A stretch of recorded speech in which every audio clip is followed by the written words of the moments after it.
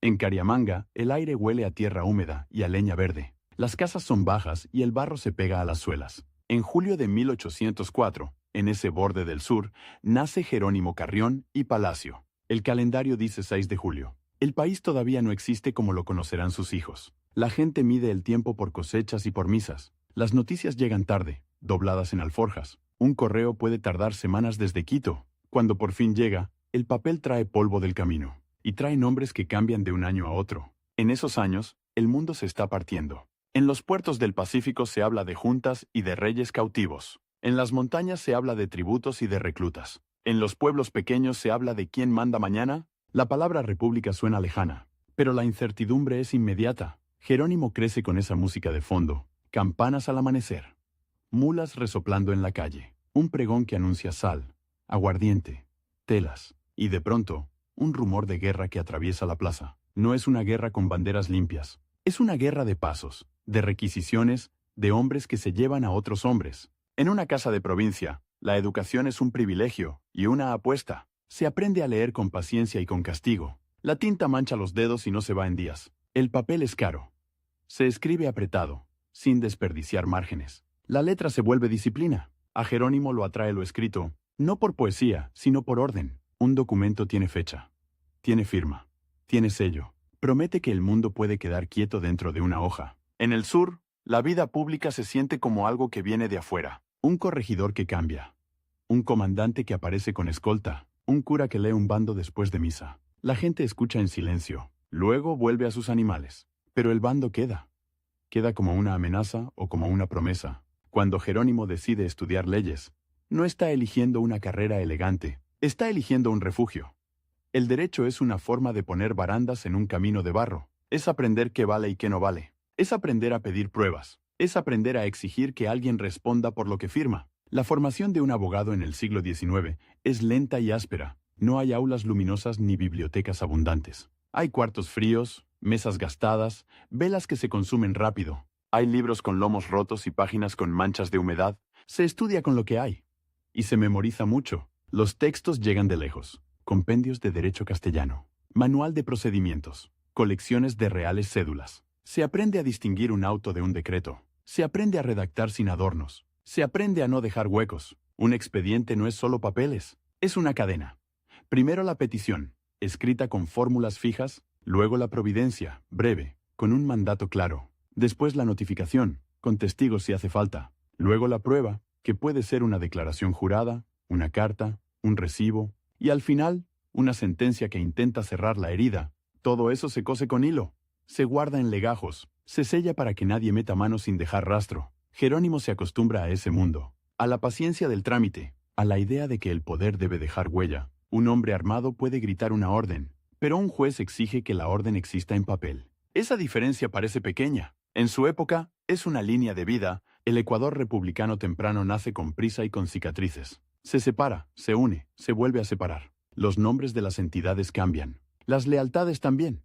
Un día se jura una constitución, al siguiente se la rompe con un pronunciamiento. Y en medio quedan pueblos enteros que solo quieren que no les quemen la cosecha. En las ciudades, la política se hace en pasillos. En los cuarteles, se hace con listas de hombres y con pólvora. En las casas, se hace con susurros. La gente aprende a leer el clima político como lee el clima del cielo. Si el aire se pone pesado, se cierran puertas. Si hay rumores de tropa, se esconden monedas. Si hay cambio de mando, se busca un padrino. Jerónimo entra a la vida pública en ese ambiente. No entra como caudillo, entra como funcionario.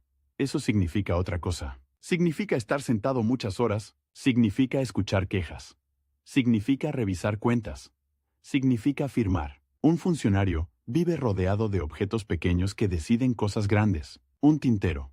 Una pluma que se abre en dos puntas. Un secante para no correr la tinta. Un sello de metal que deja una marca en cera. Un libro de actas con tapas duras. Y una llave, siempre una llave, para el armario donde se guardan los papeles. En un país inestable, el archivo es un campo de batalla silencioso. Si desaparece un acta, desaparece un derecho. Si se altera una fecha, cambia una propiedad. Si se pierde una firma, se abre una disputa. Jerónimo aprende a desconfiar del descuido. Aprende a pedir copias. Aprende a exigir constancias. La República promete igualdad ante la ley, pero la realidad es otra.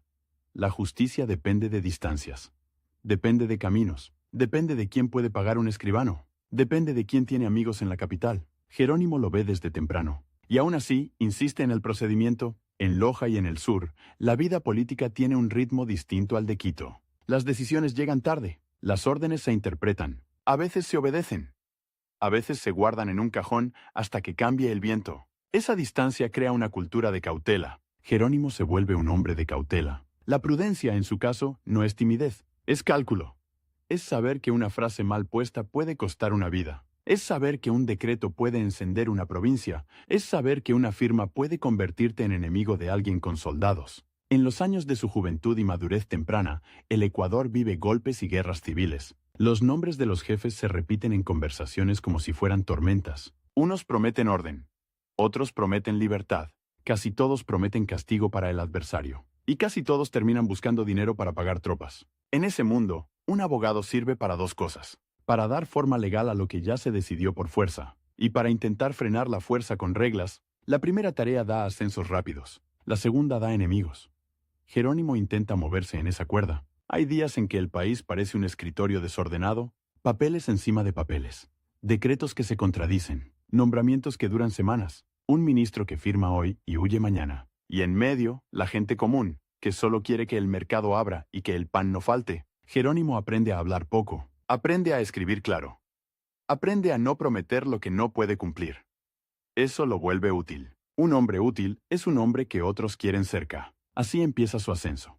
Los cargos legislativos y administrativos no tienen glamour, son horas de lectura y de discusión. Son sesiones largas con bancos duros, son voces que se elevan y se apagan, son votaciones que se cuentan a mano, y son actas que deben quedar impecables. En una sala de deliberación, el sonido más importante no es el discurso, es el rasgueo de la pluma, es el golpe seco del sello, es el pasar de páginas, porque lo que queda no es la emoción del momento, lo que queda es el registro. Jerónimo se acostumbra a ese registro, a la idea de que el Estado es, en parte, una máquina de escribir y archivar. Si la máquina se rompe, manda el más fuerte. Si la máquina funciona, el más fuerte tiene que negociar. Esa es la esperanza. Y también la trampa. En el Ecuador temprano, la ley no es un suelo firme, es una tabla sobre un río. Sirve para cruzar, pero se mueve. A veces se quiebra, a veces alguien la empuja. Jerónimo ve cómo se construyen gobiernos con pactos frágiles, ve cómo se reparten cargos para comprar lealtades, ve cómo se usan decretos para castigar regiones, ve cómo se perdonan deudas a aliados, ve cómo se persigue a opositores con acusaciones formales. Todo eso se hace con papel. Y el papel, en manos equivocadas, también mata. En su vida cotidiana, la política se siente en detalles. Un mensajero que llega sudado y no se sienta, una carta doblada en 4, con lacre rojo, un sello que no coincide con el anterior, una firma temblorosa, como si el firmante hubiera escrito deprisa, una fecha corregida con otra tinta. Jerónimo aprende a mirar esas señales. Hay un tipo de silencio que solo existe en oficinas públicas, es el silencio de la espera. Gente de pie, sombrero en mano, un escribiente que no levanta la vista, un reloj que no se ve, pero se siente, y al fondo, un funcionario que decide si tu problema entra o no entra al libro. Jerónimo, como jurista, se forma en esa escena, no en el campo de batalla, no en la tribuna ardiente, en la mesa, en el expediente. En la firma, esa formación lo marca para siempre. Cuando otros buscan imponerse, él busca encuadrar. Cuando otros gritan, él redacta. Cuando otros prometen, él pide constancia. Eso puede parecer frío. En su época, es una forma de sobrevivir, pero el país no premia siempre esa forma. El país premia al que controla el cuartel, premia al que reparte favores, premia al que castiga rápido. La moderación se confunde con debilidad, la legalidad se confunde con demora, y la demora, en tiempos de crisis, se paga caro. En los años en que Jerónimo se abre paso, la Iglesia tiene un peso enorme, no solo espiritual, también social y político. Las parroquias son redes de información. Los curas conocen nacimientos, muertes, deudas, pleitos. Un sermón puede calmar o encender. Un jurista conservador y católico entiende ese poder y lo respeta. La moral pública se mezcla con la administración. Se discute sobre educación, sobre costumbres, sobre autoridad. Se discute sobre quién debe mandar y por qué. Jerónimo se alinea con una visión de orden, no un orden de látigo por gusto, un orden de jerarquías claras, de instituciones, de obediencia formal. En el papel, todo eso se ve limpio. Un artículo numerado, un reglamento, una circular. En la calle, se ve distinto. Se ve en un soldado que exige alojamiento, se ve en un comerciante que sube precios por miedo, se ve en una madre que guarda maíz por si cierran caminos. Una noche cualquiera, en una casa de provincia, una vela ilumina un escritorio. La llama tiembla con el viento que se cuela por una rendija. Sobre la madera hay una hoja con bordes irregulares. La tinta aún brilla. Se lee una fórmula repetida 1000 veces. En virtud de... Y al final, una firma. Jerónimo sabe que esa firma puede cambiar el destino de alguien. Y aún así firma. Porque cree que el Estado debe existir en actos concretos, la República Prometida se parece a un edificio en construcción. Hay andamios, hay huecos, hay paredes a medio levantar. Y hay gente viviendo dentro, aunque falten puertas. Jerónimo trabaja en ese edificio. No lo diseña desde cero. No lo derriba. Intenta que no se caiga. En las décadas de inestabilidad, la política nacional se vuelve una sucesión de urgencias. Se necesita dinero. Se necesita tropa. Se necesita legitimidad. Se necesita una firma que haga parecer legal lo inevitable. Ahí aparece el jurista. Ahí aparece Carrión. Su nombre empieza a circular en círculos conservadores. No como un hombre de espada, como un hombre confiable. Confiable significa predecible. Significa que no improvisa. Significa que no traiciona por capricho. En un país de traiciones rápidas, eso vale oro. Pero esa misma cualidad lo encierra, porque la política también exige golpes de audacia. Exige saber cuándo ceder y cuándo aplastar. Exige controlar a quienes controlan armas. Jerónimo no tiene ese músculo. Todavía no. Y quizá nunca lo tendrá. En los pasillos del poder, la gente aprende a leer rostros. Un saludo más frío de lo normal. Una invitación que no llega. Un puesto que se ofrece a otro. Un rumor que se repite con demasiada precisión. Jerónimo aprende a moverse sin hacer ruido. Eso lo protege. Y también lo vuelve invisible. La invisibilidad es útil hasta que necesitas mandar. Un administrador puede ser discreto. Un presidente no puede.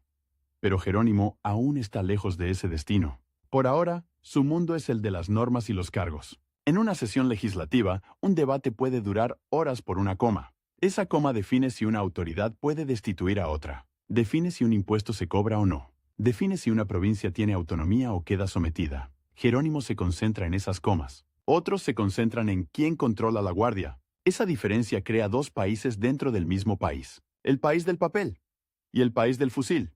A veces se tocan, a veces chocan. Y cuando chocan, el papel suele mancharse de sangre. En la vida diaria, el Estado se siente en cosas simples. Un sello en un salvoconducto, una lista de contribuyentes, un registro de nacimientos, un permiso para vender en el mercado. Si el sello falta, el soldado no te deja pasar. Si el registro se pierde, tu hijo no existe para la ley. Jerónimo entiende esa fragilidad. Por eso insiste en el archivo, por eso insiste en el procedimiento. No es romanticismo. Es miedo. Miedo a que el país se vuelva puro capricho. En Quito, la capital, el aire es más frío y más político. Las calles empedradas suenan distinto bajo los cascos. Las casas grandes guardan secretos detrás de puertas pesadas. En las oficinas, los funcionarios hablan en voz baja. Se sabe que una frase puede viajar rápido y que puede llegar a oídos peligrosos. Jerónimo, cuando pisa esos espacios, no llega como conquistador. Llega como pieza.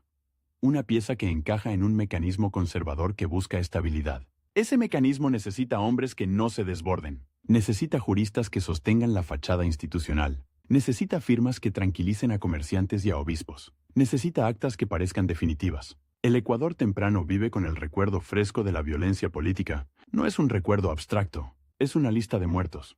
Es una casa saqueada. Es un exilio. Es un general que ayer era héroe y hoy es enemigo. En ese contexto, la moderación parece sensata, pero también parece insuficiente. Jerónimo se convierte en un hombre de Estado antes de ser un hombre de masas. No tiene multitudes que lo sigan por carisma. Tiene colegas que lo respetan por método. Tiene superiores que lo valoran por obediencia institucional. Tiene adversarios que lo subestiman por falta de teatralidad. Eso lo acompaña desde el inicio. Una mañana, un documento llega a su mesa con un sello imperfecto. La cera está quebrada en un borde. Alguien lo abrió y lo cerró. Ese detalle, mínimo, dice mucho. Dice que hay manos inquietas. Dice que hay prisa. Dice que hay intriga. Jerónimo no necesita que le expliquen la intriga. La siente en la textura del papel, en la tinta corrida, en la caligrafía apretada, en el tono de una frase que intenta sonar neutral y no lo logra. Así se vive la política cuando no hay estabilidad. No con grandes discursos, con señales pequeñas. En su provincia natal, la gente quizá no imagina ese mundo. Allá, el poder se ve en el alcalde, en el cura, en el comandante local. pero las decisiones que cambian impuestos y reclutamientos se toman lejos. Jerónimo es uno de los pocos que puede moverse entre esos niveles. Eso lo vuelve puente. Y un puente siempre está pisado por todos. En el Ecuador del siglo XIX, el Estado es joven y desconfiado. No tiene recursos suficientes. No tiene burocracia sólida. No tiene un ejército profesional estable. Tiene facciones. Tiene caudillos. Tiene regiones con intereses propios. Y tiene una ley que intenta abarcarlo todo con palabras. Jerónimo cree en esas palabras. Cree en su capacidad de ordenar. Cree en la idea de que un país puede gobernarse con procedimientos. Esa creencia no es ingenua. Es obstinada. Y esa obstinación lo llevará lejos. En una oficina, el sonido de un sello sobre papel puede parecer insignificante, pero en un país frágil, ese golpe seco es una declaración de existencia. Dice, esto ocurrió. Dice, alguien responde. Dice, hay un rastro. Jerónimo vive dejando rastros, firmas, actas, providencias, informes. No son textos para la gloria, son textos para que el día siguiente no sea puro caos. Y aún así, el caos siempre está cerca. Está en los cuarteles. Está en los caminos. Está en los rumores que corren más rápido que los correos oficiales. Está en la facilidad con que un jefe local puede desconocer una orden. Está en la tentación de resolverlo todo con fuerza. En ese borde entre norma y violencia se forma Jerónimo Carrión, un jurista de provincia en un país sin suelo firme, un hombre que cree que el poder debe escribirse, un hombre que confía en que la firma puede más que el grito, y que, sin darse cuenta, se está preparando para el lugar más peligroso de todos, el lugar donde el papel promete estabilidad, mientras afuera mandan las armas. En Quito, los conservadores no se reconocen por un uniforme, se reconocen por el modo de entrar a una sala, sombrero en la mano, paso medido, mirada que no se queda demasiado tiempo en nadie. En los corredores del gobierno, el aire huele a cera tibia y a lana mojada. Las paredes guardan humedad, las ventanas dejan pasar un frío que no perdona. Y en cada escritorio hay lo mismo. Un tintero oscuro, un montón de oficios doblados, un sello con el escudo y una campanilla para llamar al escribiente. Carrión encaja ahí sin esfuerzo. No necesita levantar la voz para que lo escuchen. Le basta con poner una frase exacta en el lugar exacto, le basta con dejar un rastro limpio. En esos años, un cargo público no es una medalla, es una cuerda. Te ata a un bando, te ata a una firma, te ata a una decisión que alguien va a cobrarte después. Los nombramientos llegan en papel grueso, con bordes ásperos. A veces el papel trae una marca de agua, a veces trae manchas de viaje. El lacre se rompe con un chasquido seco, y el texto empieza con fórmulas que suenan antiguas. Por cuanto conviene al servicio público, se nombra, se dispone. Carrión lee despacio, no por solemnidad, por costumbre. Busca la fecha, busca el fundamento. Busca si hay una puerta abierta para que mañana lo acusen. La política conservadora de entonces se sostiene con tres cosas: iglesia, administración y fuerza. La iglesia da legitimidad. La administración da continuidad. La fuerza impone silencio cuando la continuidad no alcanza. Carrión pertenece al segundo pilar. Es el hombre que hace que el Estado parezca un Estado, el que ordena el archivo, el que redacta sin insultar, el que firma sin temblar. Pero el ascenso no es una escalera recta, es un pasillo con puertas que se cierran. Un día te llaman para una comisión, al siguiente te dejan esperando. Una semana te piden un informe. A la otra semana ese informe se usa contra alguien. En las oficinas se habla con frases cortas. Conviene prudencia. Hay que evitar ruido. Se espera respuesta. Y siempre, al final, una pregunta que nadie formula completa. ¿De qué lado estás? Carrión responde con papeles.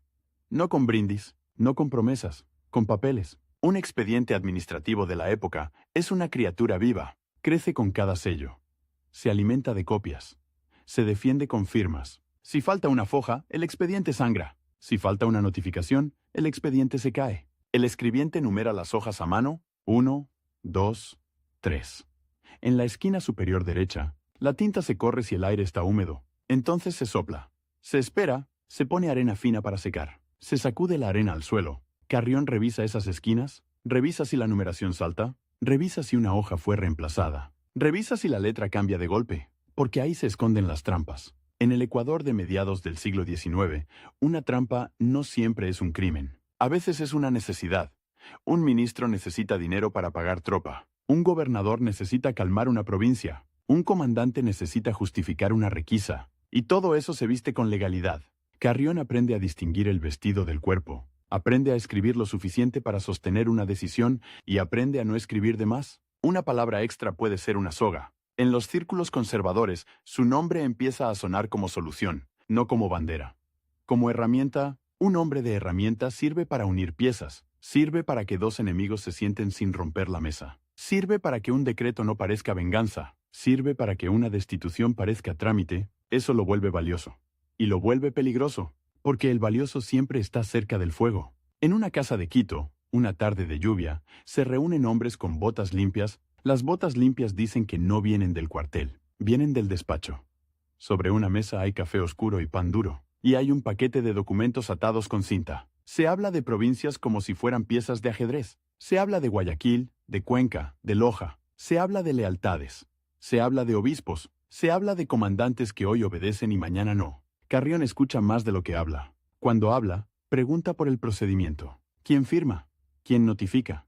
¿Quién ejecuta? ¿Quién responde si sale mal? Esa forma de pensar irrita a los impacientes, pero tranquiliza a los que temen el caos. Y en esos años, el miedo es un consejero constante. La República tiene constituciones, pero también tiene sobresaltos. Un pronunciamiento puede cambiarlo todo en una noche. Un batallón puede decidir una elección, un rumor puede vaciar una plaza. Por eso, dentro del conservadurismo, se busca una cara que no provoque pánico. Una cara que no parezca amenaza para los comerciantes. Una cara que no parezca insulto para la iglesia. Una cara que no despierte celos inmediatos en los jefes militares. Carrión ofrece eso. Un rostro de oficina. Un tono de acta. Una vida sin gestos teatrales. Pero el conservadurismo no es una sola cosa. Hay quienes quieren orden con mano de hierro. Hay quienes quieren orden con reglas. Hay quienes quieren orden para cobrar deudas viejas. Y hay quienes solo quieren sobrevivir. Carrión se mueve entre esas corrientes como quien cruza un patio lleno de charcos. Pisa donde cree firme. Y aún así se moja. En los años previos a su vicepresidencia, su trabajo se vuelve más visible, no por discursos, por encargos. Le piden revisar cuentas, le piden redactar comunicaciones a autoridades locales, le piden dictámenes sobre competencias, le piden ordenar nombramientos para que no se contradigan. Un dictamen de entonces no es un ensayo, es una herramienta de combate. Empieza con una exposición breve, sigue con citas de normas vigentes, y termina con una conclusión que suena inevitable. Conforme a lo dispuesto, en consecuencia, debe procederse. Esa palabra, debe, pesa como plomo, porque convierte una preferencia en obligación y una obligación en conflicto. Carrión sabe que cada debe crea un enemigo potencial. El enemigo no siempre es el afectado directo. A veces es el padrino del afectado. A veces es el comandante que pierde un favor. A veces es el diputado que pierde un puesto para su sobrino. La política de patronazgo se siente en detalles domésticos. Un joven aparece en un despacho con chaqueta nueva. Trae una carta de recomendación doblada con cuidado. La carta huele a perfume barato. El joven no pide trabajo. Pide destino. Un destino puede ser una aduana. Puede ser una colecturía. Puede ser una escribanía. Puede ser un puesto donde se ve dinero. Y donde se aprende rápido a callar. Carrión recibe esas cartas. Las lee. Las archiva. A veces responde con una frase que no promete nada. Se tendrá presente. Esa frase es un muro. Los que viven de favores odian los muros. Pero los que temen el desorden los agradecen. Así se construye su reputación, no como generoso, como previsible. En Quito, la figura de Gabriel García Moreno crece como sombra y como faro. Es un hombre de voluntad dura, de convicciones claras, de enemigos claros. Su gobierno se apoya en disciplina, en religión, en control. Para muchos conservadores, García Moreno es la respuesta al temblor constante, para otros es un riesgo. Porque un hombre demasiado fuerte deja a todos los demás pequeños. Carrión no compite con esa fuerza. No podría. Y no lo intenta. Su utilidad está en otra parte. En hacer que la fuerza tenga forma legal. En hacer que la disciplina se escriba. En hacer que el control parezca institucional. Cuando se habla de vicepresidencia, no se habla de un premio. Se habla de un seguro. El vicepresidente debe ser alguien que no se desborde. Alguien que no use el cargo para conspirar. Alguien que pueda firmar cuando el presidente no esté. Alguien que no asuste a los aliados. Carrión cumple ese perfil, y por eso llega. La vicepresidencia, en la práctica, es una silla con espinas. No manda sobre el ejército, no decide la línea política, pero está lo bastante cerca para recibir golpes, y lo bastante lejos para no poder detenerlos. En el despacho vicepresidencial, el mobiliario es sobrio, una mesa grande, un crucifijo, un retrato oficial, un armario con llave, y un reloj que marca horas largas. Los oficios llegan desde provincias con tinta despareja, algunos escritos con letra elegante, otros con letra nerviosa. Se pide munición, se pide dinero, Se pide autorización para arrestos. Se pide permiso para requisar mulas. Carrión responde con el lenguaje del Estado. Pide informes. Pide listas. Pide constancias. Pide que se cite el fundamento. A veces, mientras él pide constancias, la tropa ya actuó. La requisición ya ocurrió. El arresto ya se hizo. El daño ya está hecho. Entonces el papel llega tarde. Y el papel no repara. ¿Solo registra? En una mañana fría, Carrión recibe un parte con sello provincial.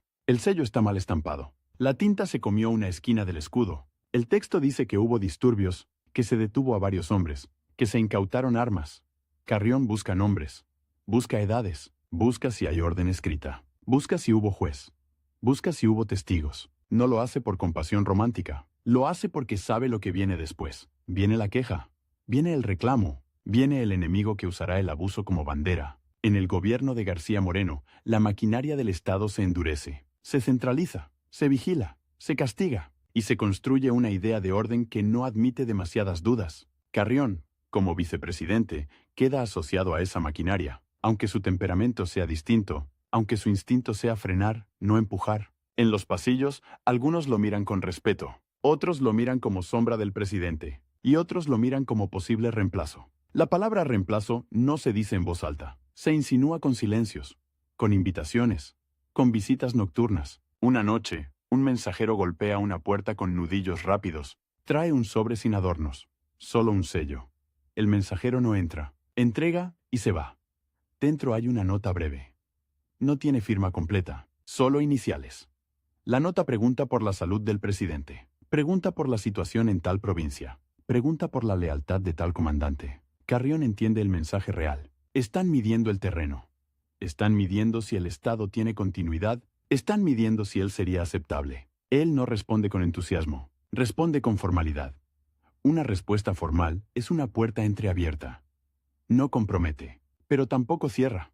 En el conservadurismo, la continuidad es una obsesión porque el recuerdo del caos está fresco, porque el comercio necesita rutas abiertas, porque la iglesia necesita protección, porque las élites temen perderlo todo en una revuelta. Pero la continuidad tiene un precio, depende de alianzas, depende de equilibrios, depende de que los hombres armados acepten obedecer a hombres de escritorio. Carrión no controla a esos hombres armados, solo puede escribirles. Solo puede nombrarlos o destituirlos en papel, y esperar que el papel se cumpla. En una reunión de gabinete, el tono puede cambiar por una sola frase. Alguien menciona un nombre, un comandante, un diputado, un obispo, y la sala se enfría. Carrión observa esas reacciones. Aprende quién manda sin decirlo. Aprende quién teme a quién. Aprende quién sonríe demasiado. En su bolsillo, a veces lleva una libreta pequeña, papel áspero, cubierta simple. Anota fechas. Anota nombres. Anota promesas escuchadas al pasar. No son notas para publicar, son notas para sobrevivir. La vicepresidencia también lo obliga a un tipo de exposición nueva. Recibe delegaciones, recibe peticiones, recibe quejas. Un comerciante llega con manos manchadas de tinta. Trae cuentas. Dice que un destacamento tomó mercancía sin pagar. Un padre llega con sombrero gastado. Dice que su hijo fue reclutado sin sorteo. Un cura llega con sotana húmeda. Dice que en su parroquia hay tensión. Carrión escucha. Pide nombres. Pide fechas. Pide pruebas. A veces, la prueba es un recibo mal escrito. Un papelito con una firma ilegible. Una marca de pulgar en lugar de firma. Una frase. ¿Se recibió por orden superior? Carrión sabe que ese papelito puede ser lo único que tenga esa familia. Lo guarda, lo incorpora, lo convierte en expediente. Esa es su forma de poder. Convertir el grito en documento, convertir el rumor en acta, convertir la queja en trámite, pero el trámite no siempre llega a justicia. A veces se queda en un cajón, a veces se pierde, a veces se archiva por conveniencia. Y cada archivo injusto deja una deuda que no se paga con monedas, se paga con resentimiento. En el círculo cercano de García Moreno, se valora la disciplina. Se valora la obediencia, se valora la eficacia. Carrión ofrece obediencia institucional. No ofrece fanatismo, no ofrece teatralidad. Eso lo hace confiable para unos y sospechoso para otros, porque en tiempos duros la moderación parece tibieza, y la tibieza se castiga. Sin embargo, cuando se piensa en el futuro, la moderación se vuelve útil. Un gobierno demasiado duro acumula enemigos, y los enemigos, tarde o temprano, buscan una grieta. La grieta puede ser una sucesión, puede ser una enfermedad, puede ser un viaje, puede ser una muerte. En esos años, la política ecuatoriana vive pendiente de esas grietas. No se planifica a 10 años, se planifica a 10 días. Por eso, dentro del conservadurismo, se empieza a hablar de Carrión como puente, un puente entre el orden fuerte y el orden legal, un puente entre facciones que se toleran, pero no se aman. El puente no es el que manda, es el que permite pasar. Y el que permite pasar también puede ser el primero en caer al río. En una tarde clara, en un despacho con olor a papel viejo, Carrión firma una serie de oficios, la pluma raspa. La tinta se acumula en la punta. Él la limpia con un paño. Sigue. Firma nombramientos, firma respuestas a provincias, firma autorizaciones administrativas. Cada firma es un pequeño pacto, un pacto con el Estado, un pacto con el presidente, un pacto con quienes esperan algo a cambio. Y cada pacto crea expectativas. El que recibe un nombramiento espera protección. El que recibe una negativa espera revancha. El que recibe silencio espera oportunidad. Carrión intenta que el Estado no sea una feria de favores, pero el Estado, en esa época, se alimenta de favores. No hay sueldos puntuales para todos. No hay carrera administrativa estable. No hay garantías. Entonces el favor reemplaza al salario. La recomendación reemplaza al mérito. La lealtad reemplaza al reglamento. Carrión lo sabe. Y aún así, intenta poner límites. Límites escritos. Un límite escrito es una provocación para quien vive de saltarse límites. Y en la política, hay muchos que viven de eso. En los cafés y en las casas se comenta su estilo. Dicen que es correcto. Dicen que es serio. Dicen que no se vende fácil. Dicen que no tiene tropa propia. Esa última frase pesa más que todas. No tiene tropa propia. En el Ecuador de entonces, la tropa propia es un seguro de vida. Es un argumento, es una amenaza silenciosa. Es la diferencia entre una orden y una sugerencia. Carrión no tiene ese seguro. Tiene papeles. Tiene relaciones. Tiene reputación. La reputación sirve hasta que alguien decide que ya no sirve. En el interior del conservadurismo también hay competencia. Hay hombres que quieren el poder por ambición. Hay hombres que lo quieren por misión. Hay hombres que lo quieren por miedo. Carrión parece no quererlo con hambre. Y eso, paradójicamente, lo hace más aceptable. Porque el que no parece hambriento no asusta. Cuando se acerca el momento de pensar en la presidencia, el cálculo se vuelve fino. Se necesita continuidad sin provocar guerra. Se necesita un nombre que no encienda a los liberales de inmediato. Se necesita un nombre que no rompa con la Iglesia. Se necesita un nombre que no humille a los militares. Carrión aparece como respuesta técnica, como respuesta de escritorio, como respuesta de sello. En reuniones discretas se repite una idea simple. Con él, el orden sigue. Con él, no hay sorpresas. Pero la política siempre tiene sorpresas. Y las sorpresas suelen venir de donde no hay papel. En una mañana de cielo alto, Carrión recibe visitas que antes no recibía. Hombres que lo saludan con más calor, hombres que lo invitan a comer, hombres que le preguntan su opinión sobre asuntos que antes no le consultaban. Él nota el cambio. Lo nota en el tono. Lo nota en la insistencia. Lo nota en la forma en que lo miran al despedirse. Ya no lo miran solo como funcionario. Lo miran como posibilidad. Y una posibilidad, en política, es un blanco. Carrión empieza a medir cada palabra. Una frase puede interpretarse como promesa. Una frase puede interpretarse como amenaza. Una frase puede circular deformada en una tarde. Entonces vuelve a su refugio, el papel. Cuando debe decir algo delicado, lo pone por escrito. Cuando debe negar, lo niega con cortesía escrita. Cuando debe aceptar, acepta con condiciones escritas. Así se protege. Y así se encierra. Porque el papel también deja huellas que otros pueden usar. Una firma puede ser prueba de lealtad o prueba de complicidad. Depende de quién gane mañana. En el ambiente conservador, su dependencia de alianzas se vuelve evidente. No tiene un partido personal, no tiene un ejército personal, no tiene una red de caudillos que le deban la vida. Tiene apoyos prestados. Apoyos que se renuevan cada día. Apoyos que se pueden retirar sin aviso. Un apoyo prestado se siente como una mano en el hombro. Pesa. Y no sabes cuándo se apartará. En una sala con bancos duros, se discuten nombres, se discuten fórmulas, se discuten equilibrios. Carrión no empuja su nombre con fuerza, pero tampoco lo rechaza. Lo deja estar, como se deja estar un documento sobre la mesa, a la vista de todos. Esa pasividad aparente es parte del juego. El que se ofrece demasiado, se vuelve sospechoso. El que se niega demasiado se vuelve inútil. Carrión se mantiene en el centro, y el centro, en un país de extremos, es un lugar peligroso. Cuando finalmente se consolida su figura como opción de continuidad, no hay celebración ruidosa, no hay multitudes, no hay pólvora en el aire, hay papeles, Hay conversaciones bajas. Hay compromisos que no se escriben. Hay promesas que se hacen con un apretón de manos. Y hay una sensación que se instala en su rutina, la sensación de que ya no es solo un jurista, ahora es un punto de equilibrio. Un punto de equilibrio no puede moverse mucho. Si se mueve, todo cae. Carrión lo entiende. Y por eso se vuelve todavía más cuidadoso, más exacto, más formal. En su escritorio, el montón de documentos crece. Hay oficios con sellos nítidos. Hay cartas con lacre quebrado. Hay actas con firmas apretadas. Hay notas sin firma. Cada hoja es una presión. Cada hoja es una expectativa. Cada hoja es una amenaza.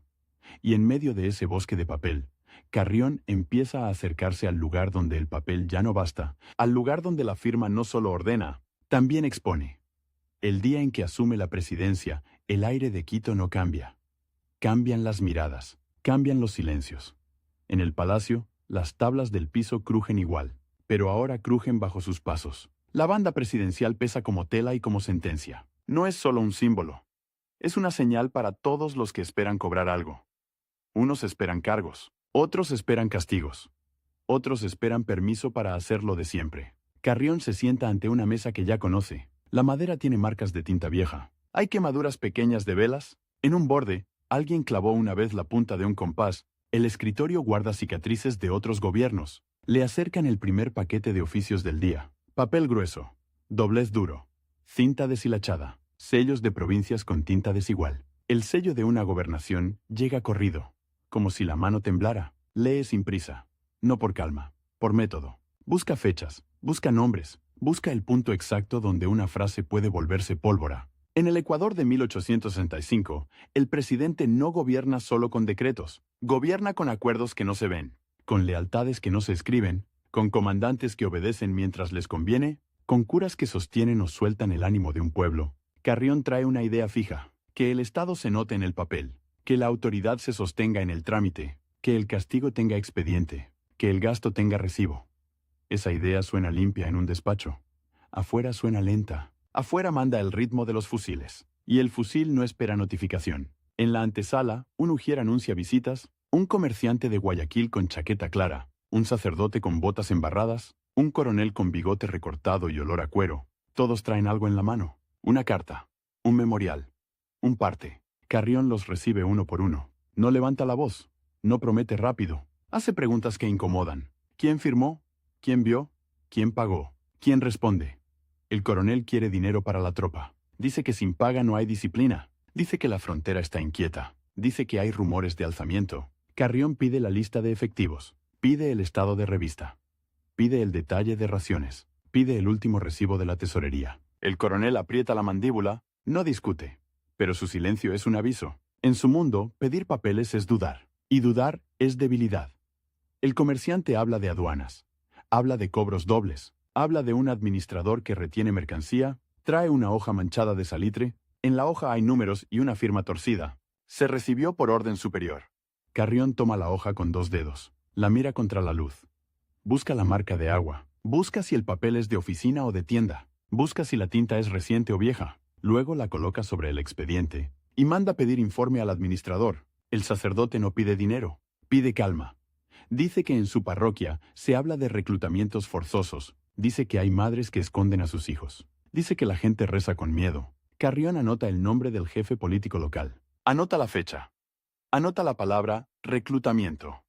Esa palabra abre heridas, porque reclutar en el papel es una cosa y reclutar en la calle es otra. En el papel hay sorteo, cupos, exenciones. En la calle hay un cabo con lista improvisada. Hay un joven agarrado del brazo. Hay un padre que ofrece una mula para salvarlo. Carrión intenta que el reclutamiento vuelva al papel. Ordena que se respeten los procedimientos. Ordena que se publiquen listas. Ordena que se registren exenciones. Ordena que se sancione al que abuse. La orden sale con sello.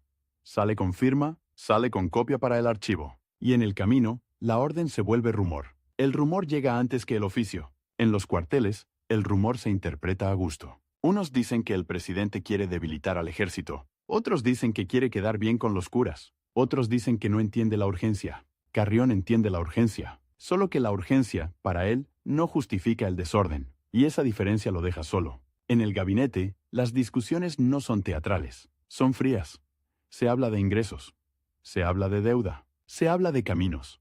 Se habla de la relación con las provincias. La hacienda es un animal flaco, entra poco, sale mucho, los sueldos se atrasan, los proveedores esperan, los militares presionan, un ministro propone una contribución extraordinaria, otro propone adelantos forzosos, alguien menciona requisar. Carrión pide que se haga con recibo. Pide que se fije tasa. Pide que se establezca plazo de devolución. Alguien se ríe por lo bajo. No es burla abierta. Es cansancio. Porque en el país real, el que requisó no devuelve. Y el que pagó no reclama si teme al comandante. Carrión insiste. No por ingenuidad, por supervivencia institucional. Sabe que cada abuso sin papel se convierte en bandera del enemigo. Sabe que cada atropello sin expediente se vuelve cuento de plaza. Y el cuento de plaza derriba gobiernos. En las noches, Quito se apaga temprano. Las calles se vuelven estrechas, el empedrado brilla con humedad, se oyen pasos y toses. Se oyen cascos de caballo, se oyen puertas que se cierran con tranca. En una casa cercana al centro, un grupo habla en voz baja. No son los mismos que entran al palacio con sombrero en la mano. Estos entran con prisa. Traen noticias. Traen nombres. Traen sospechas. Dicen que en tal provincia, un jefe político se cree dueño. Dicen que en tal cuartel se habla de cambiar ministros. Dicen que en Guayaquil el ambiente está áspero. Dicen que los liberales esperan un error. Carrión escucha esos informes como si fueran partes judiciales. Pregunta quién lo vio. Pregunta quién lo oyó.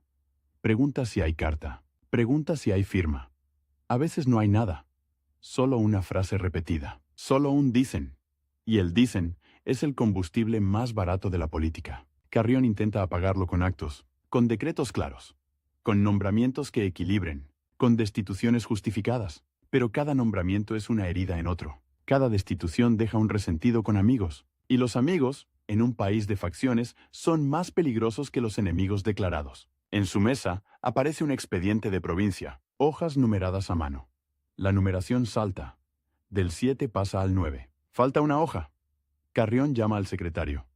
Pide la foja faltante. El secretario busca.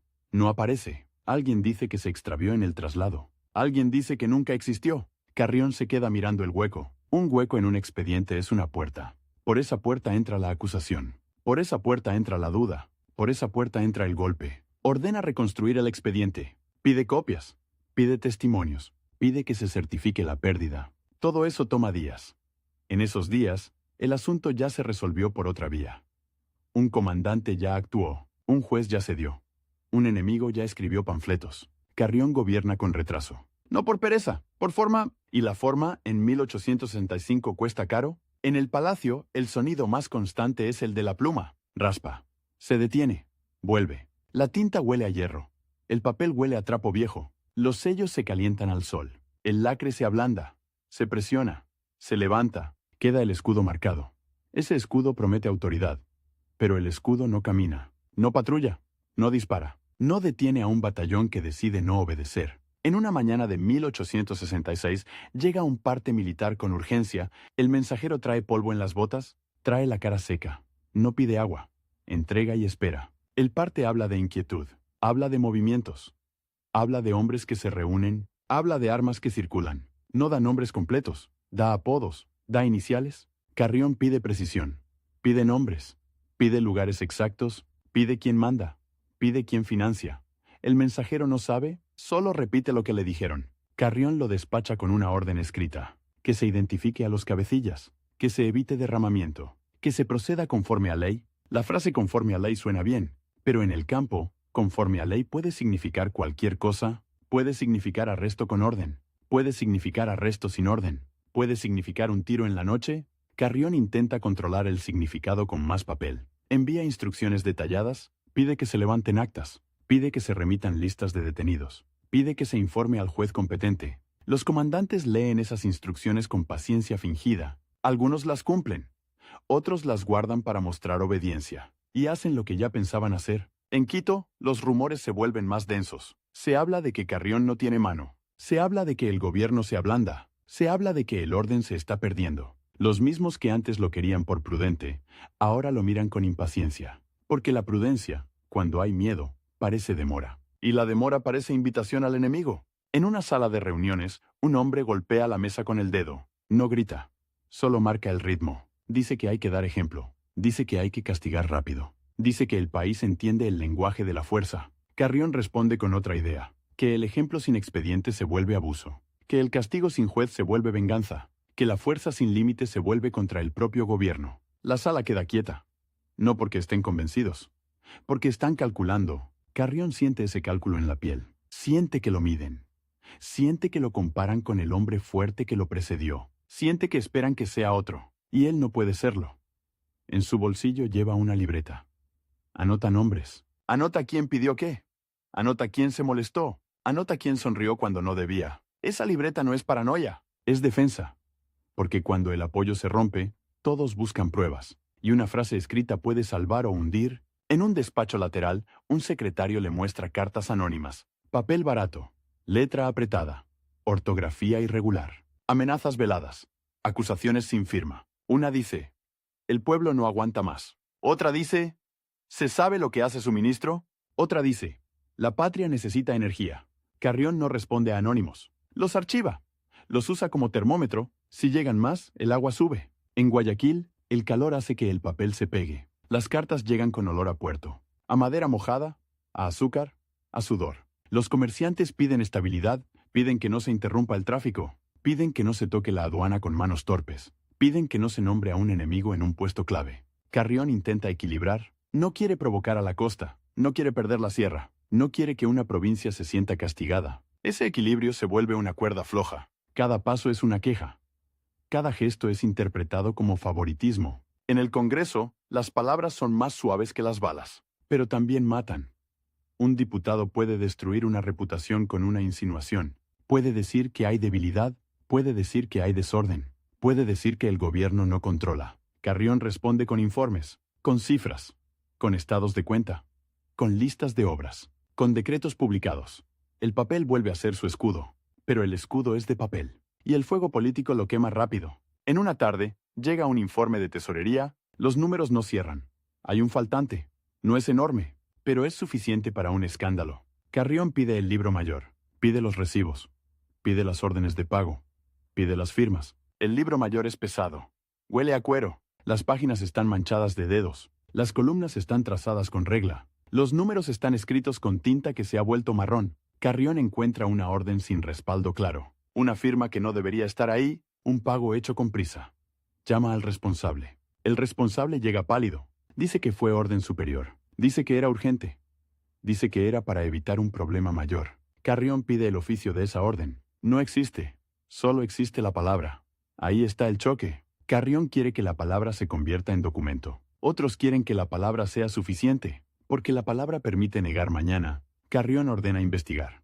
Ordena que se formalice. Ordena que se establezcan responsabilidades. Esa orden crea enemigos en silencio, porque tocar dinero es tocar redes, y las redes no se rompen sin reacción. En los cuarteles, la paga sigue atrasada. Los soldados remiendan uniformes, comen raciones cortas, se quejan en voz baja. Un sargento escribe una carta a su familia. Papel fino, tinta aguada. Dice que no sabe cuándo volverá. Dice que el gobierno promete, dice que la promesa no llena el estómago. Esa carta no llega al palacio, pero su espíritu sí.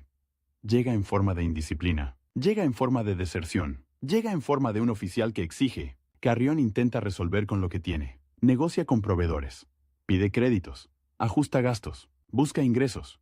Cada ajuste golpea a alguien, cada recorte deja un resentido. Y el resentido busca un padrino. En una mañana gris, un ministro le sugiere una medida dura: arrestos preventivos, cierre de imprentas hostiles, vigilancia más estricta. Carrión escucha. Mira el crucifijo en la pared. Mira el tintero. Mira el sello. Sabe que esa medida puede darle aire. También sabe que puede incendiar el país, porque el que se siente perseguido se vuelve mártir, y el mártir recluta. Carrión elige el camino estrecho. No cierra todo, no suelta todo. Busca un punto medio. Ese punto medio no entusiasma a nadie. Los duros lo ven como flojo. Los opositores lo ven como máscara. Los neutrales lo ven como incertidumbre. En los pasillos, el murmullo cambia. Ya no preguntan si gobernará bien. Preguntan cuánto durará. En una oficina de correos, un empleado sella cartas con ritmo mecánico. El sello golpea. Golpea.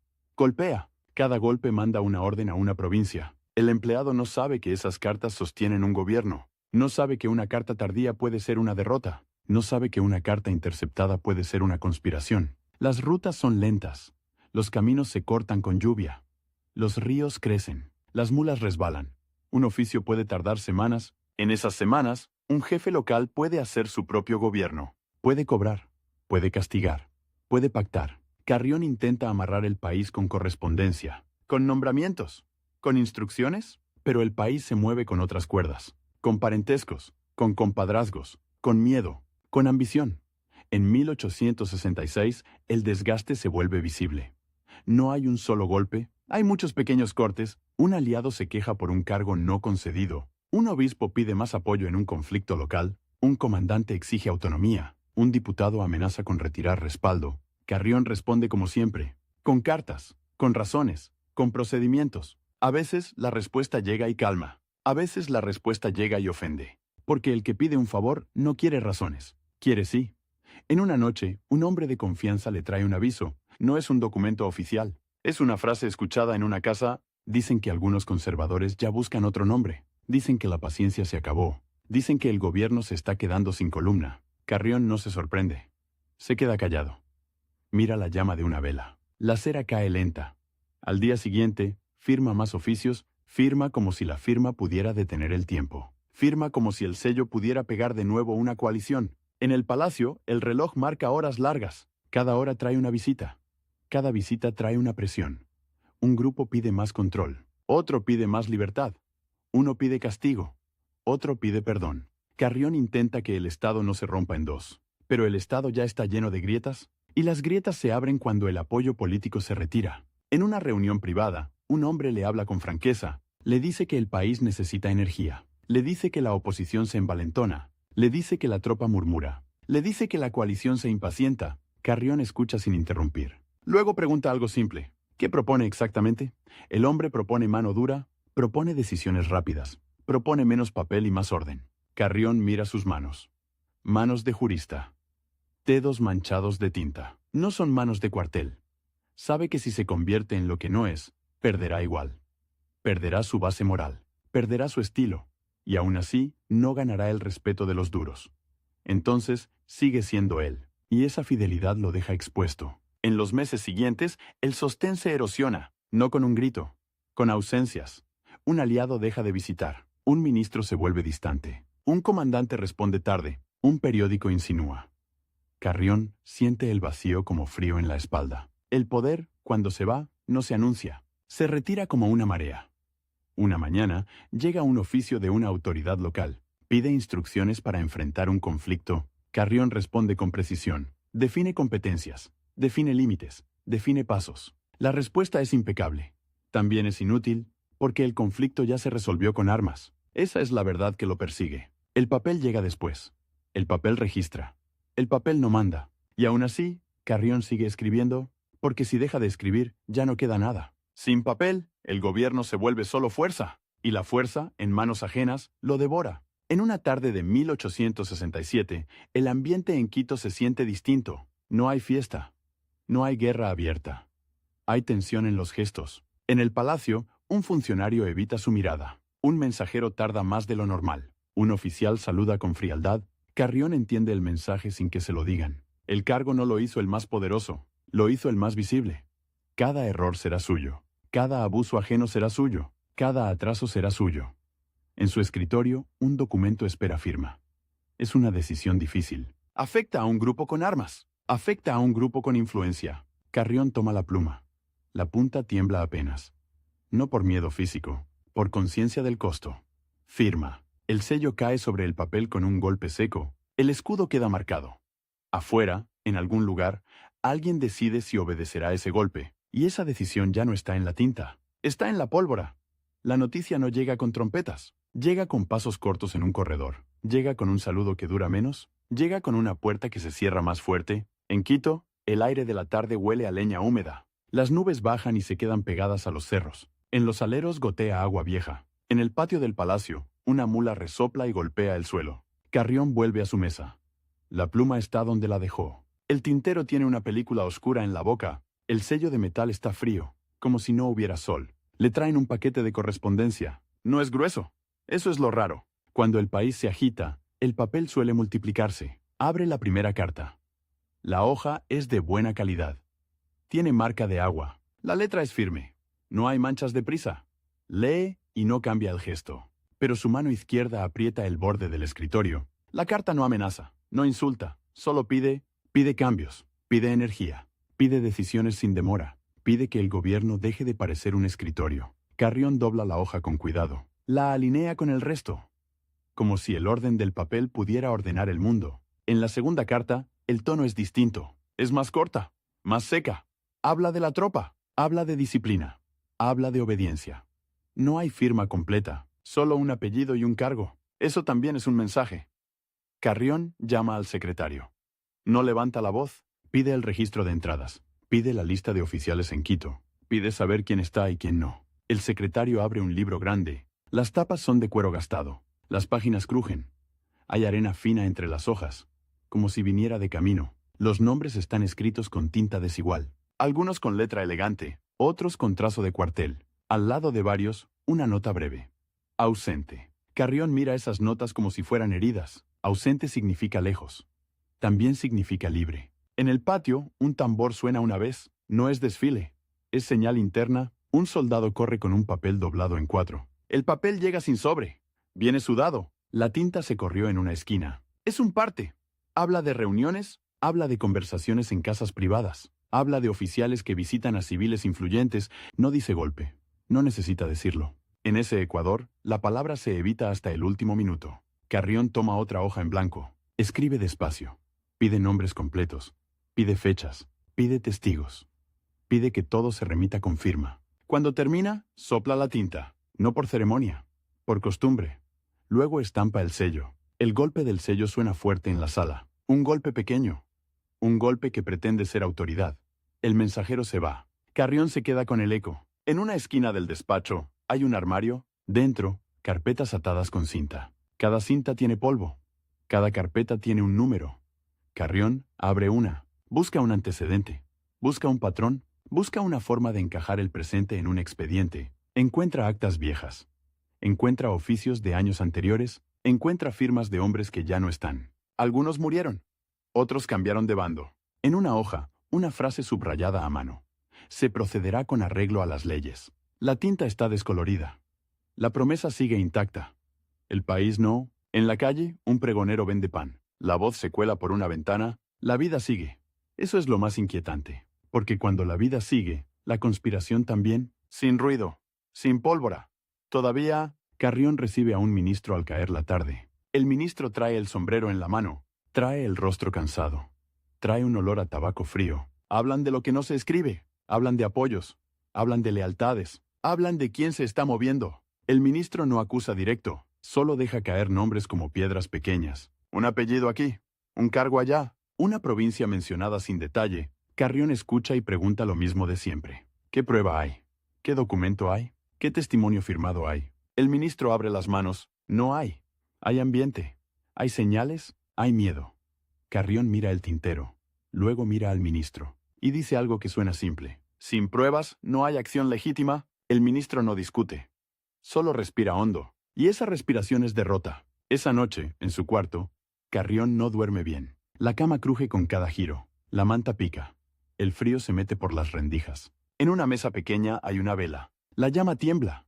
La cera cae y forma un charco blanco. Carrión saca su libreta, la abre por una página marcada. Anota 2 nombres más. Anota una fecha.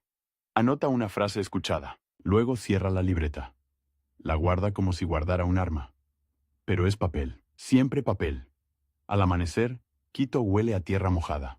Los techos gotean. Los perros se sacuden el agua. Un carro de madera pasa y chirría. En el palacio, el primer visitante es un oficial. Uniforme limpio. Botas lustradas. Mirada fija. Saluda con corrección. Habla con corrección. Pero no pide. Informa. Dice que la tropa está inquieta. Dice que hay que pagar. Dice que hay que dar señales de fuerza. Carrión no se ofende. Pide el estado de caja. Pide el detalle de lo adeudado. Pide el listado de unidades. El oficial se queda quieto. Como si esas preguntas fueran un insulto. Luego dice que el país no espera cuadros contables. Carrión responde con calma. Sin cuentas, no hay pago. Sin pago, no hay disciplina. Sin disciplina, no hay Estado. El oficial aprieta los labios. Se despide. Sale sin mirar atrás. En la tesorería, el aire es pesado. Huele a papel viejo y a sudor. Un empleado pasa páginas con dedos manchados de tinta. El libro mayor se abre como un animal cansado. Las columnas están llenas de números. Hay tachaduras. Hay correcciones. Hay notas al margen. Carrión sigue una línea con el dedo. Busca el origen de un pago. Busca el respaldo. Busca el oficio que lo ordenó. Encuentra una referencia vaga. Por disposición superior, nada más. Pide el oficio original. El empleado traga saliva. Dice que no está. Dice que se hizo de palabra. Dice que era urgente. Carrión se queda mirando la página. La urgencia vuelve a aparecer como excusa. La urgencia siempre gana. Hasta que el gobierno cae, ordena que se levante un acta. Que conste la falta del oficio. Que conste quién autorizó. Que conste quién pagó. El empleado toma una hoja. La alisa con la palma. Empieza a escribir. La pluma raspa. La tinta se abre como una herida. Esa acta es correcta. También es peligrosa porque pone nombres donde antes había sombras. En los días siguientes, los nombres se mueven. Un funcionario pide licencia. Un oficial se enferma de repente. Un aliado deja de aparecer. La ausencia se vuelve el idioma del abandono. No hay ruptura pública. Hay evaporación. En una imprenta, el rodillo mancha de negro las manos. El olor a tinta fresca llena el cuarto. Un tipógrafo coloca letras de plomo, una por una. Sale un papel con frases cortas. Habla de debilidad. Habla de indecisión. Habla de un gobierno que no manda, no firma. No necesita firmar. La ciudad sabe de dónde viene el viento. Carrión recibe uno de esos impresos doblado. Lo lee sin gesto. Luego lo pone sobre la mesa. Encima coloca un oficio oficial. El contraste es brutal. Un papel grita. El otro explica. Carrión manda investigar la imprenta, pero no manda cerrar sin orden. Pide informe. Pide juez. Pide procedimiento. El juez tarda. El informe tarda. La imprenta no tarda. En una casa de Texas, un hombre lee en voz alta. Otros escuchan. Alguien golpea la mesa con entusiasmo. ¿Alguien dice que ya es hora? En el palacio, Carrión recibe a un grupo de notables. Traen bastones, traen anillos, traen el olor de casas con brasero. Hablan de estabilidad, hablan de paz, hablan de la necesidad de evitar sangre. Pero entre esas palabras hay otra cosa. Hay una condición. Hay un ultimátum sin forma. Le piden cambios en el gabinete. Le piden sacar a un hombre. Le piden poner a otro. Carrión pregunta por qué. Pide razones concretas. Pide hechos. Pide pruebas. Uno de los notables responde con una frase corta. Porque conviene. Carrión siente el golpe. Conviene no es ley. Conviene es fuerza disfrazada. No se niega de inmediato. No cede de inmediato. Pide tiempo para evaluar. Los notables se miran entre sí, se despiden con cortesía. Y esa cortesía es amenaza. Esa misma tarde, un secretario le trae un borrador de decreto. Es un cambio administrativo. Un nombramiento en una provincia clave. El borrador está bien escrito. Tiene considerandos. Tiene fundamento. Tiene forma. Carrión lo lee 2 veces. Sabe que ese nombramiento puede calmar a unos. Sabe que puede enfurecer a otros. Toma la pluma. La deja sobre el papel. No firma. Pide el expediente del candidato. Pide antecedentes. Pide informes de conducta. Pide referencias. El secretario parpadea. Dice que no hay tiempo. Dice que la situación exige rapidez. Carrión levanta la vista. Y dice que sin expediente no hay nombramiento. El secretario asiente. Sale. Y en el pasillo, el murmullo crece. En una cocina del palacio, una mujer revuelve una olla. El vapor sube y moja las paredes. Huele a maíz y a grasa. Un guardia entra y pide más comida. Dice que hay más hombres de servicio. Dice que se quedarán de noche. La mujer lo mira sin preguntar. Sirve. El guardia se va con el plato humeante. Más hombres de noche significa vigilancia. Significa miedo. Significa que alguien espera algo. Carrión camina por un corredor estrecho. Las paredes tienen manchas de humedad. Un cuadro torcido muestra a un prócer con mirada dura. En una sala, 2 oficiales hablan bajo. Se callan cuando él pasa. No es respeto. Es cálculo. Carrión entra a su despacho, cierra la puerta. Se sienta, y por primera vez en mucho tiempo, se queda inmóvil. No es cansancio físico. Es el peso de una pregunta sin respuesta. ¿Cómo se gobierna cuando el apoyo se vuelve condición? En su mesa hay un montón de papeles. Oficios de provincias. Solicitudes de pago. Quejas de reclutamiento. Informes de aduanas. Cada hoja tiene un sello. Cada sello promete que el Estado existe. Pero el Estado, en la calle, es un hombre con fusil. En 1867, la presión ya no viene solo de la oposición, viene de los propios. De los que lo pusieron. De los que esperaban un instrumento. Carrión recibe una visita sin anuncio. Un hombre entra con paso seguro. No trae sombrero en la mano. Lo trae puesto.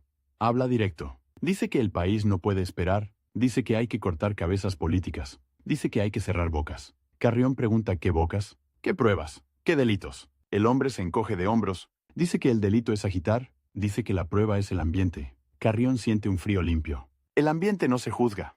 El ambiente se usa, le responde con una frase corta. No firmará persecuciones sin causa. El hombre lo mira un segundo más, luego se va. Sin despedida, esa noche, en una esquina de Quito, un grupo bebe aguardiente. El vaso es pequeño.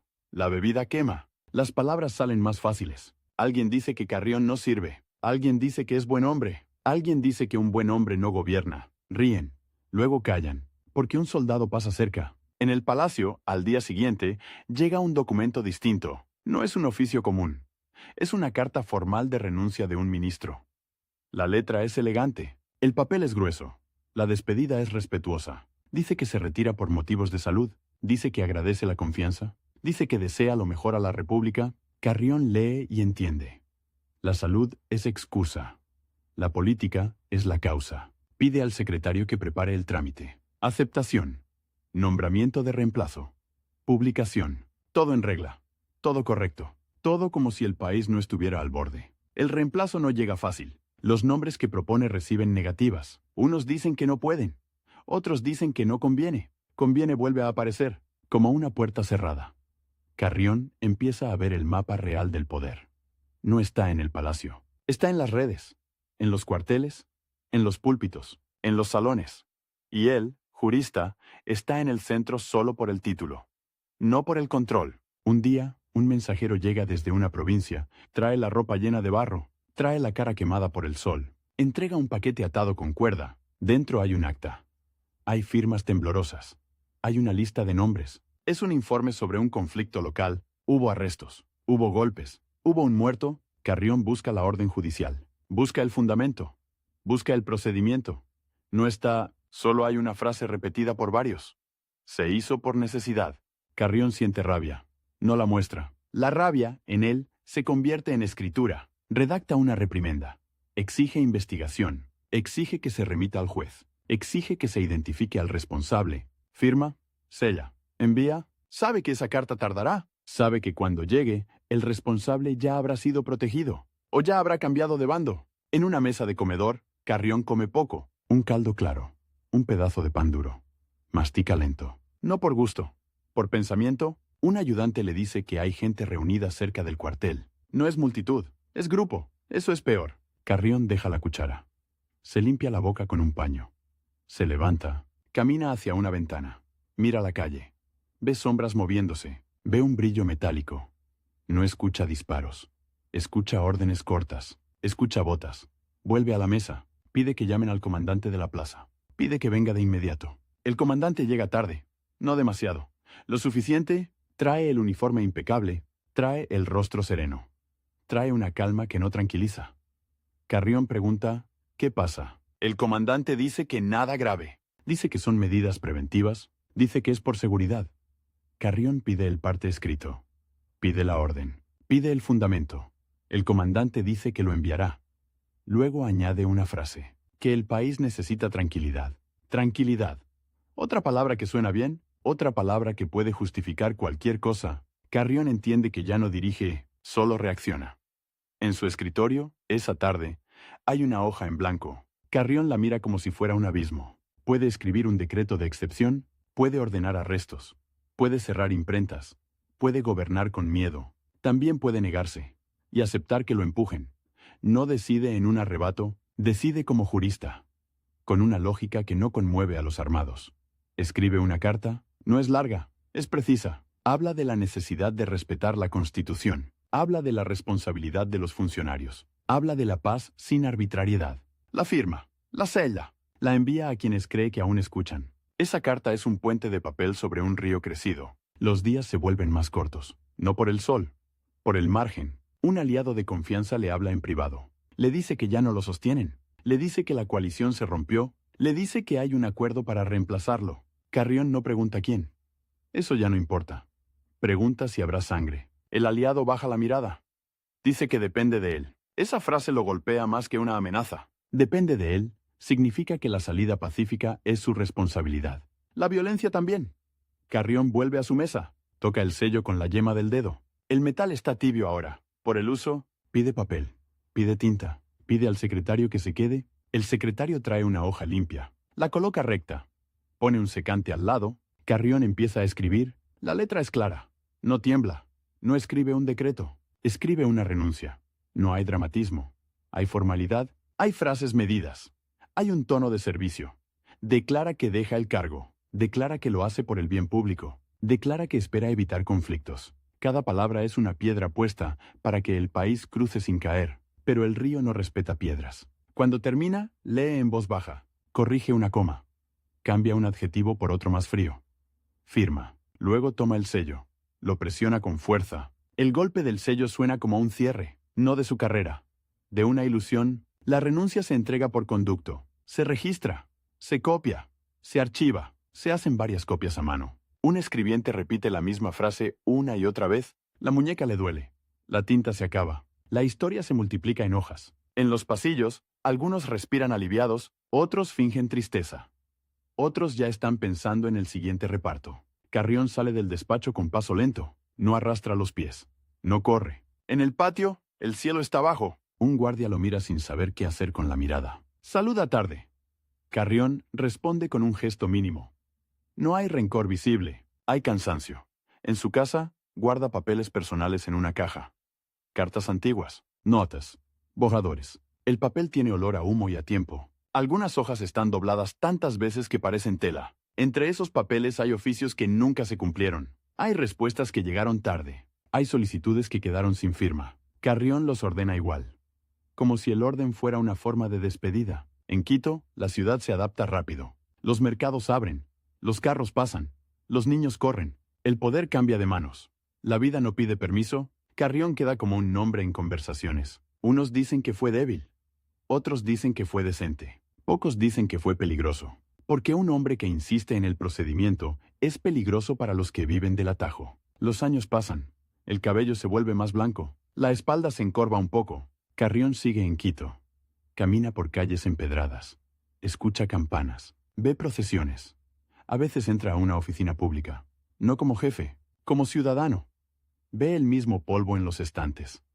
Ve los mismos sellos. Ve la misma prisa por resolver sin dejar rastro. No hace discursos. No busca revancha. Su batalla siempre fue silenciosa. El 5 de mayo de 1873, la ciudad amanece como cualquier otra. Hay frío. Hay humo de cocina. Hay pasos en la calle. Jerónimo Carrión muere en Quito. No muere en un campo de batalla. No muere con banda en el pecho. Muere lejos del ruido del poder. Quedan sus firmas en archivos. Quedan sus decretos en libros oficiales. Quedan sus cartas con tinta ya marrón. Un presidente, dicen, es dueño del país. Pero el país del siglo XIX no tenía dueño. Tenía fuerzas. Carrión intentó gobernar con el peso del papel. Y el papel, por sí solo, no detiene un fusil. Su caída no tuvo un gran escándalo. No tuvo una traición teatral. Tuvo algo más simple. Un sistema que premiaba la energía. Y un hombre que solo ofrecía forma. En su escritorio, el sello quedó, el metal sobrevivió. La marca también, la estabilidad prometida en cada golpe seco del escudo, no desapareció, solo se quedó esperando. En un archivo, entre polvo y silencio,